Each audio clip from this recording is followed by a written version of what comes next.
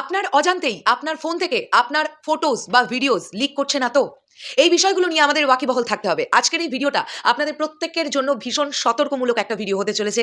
তাই আমি ভিডিওর শুরুতেই আপনাদের বলতে চাই, আপনারা এই ভিডিওটা বেশি, বেশি করে শেয়ার করে দিন প্রত্যেকের সঙ্গে। এক্ষুনি আপনার মোবাইল ফোনের সেটিংসে গিয়ে টাইপ করুন পারমিশন ম্যানেজার। সেই পারমিশন ম্যানেজারে ক্লিক করুন।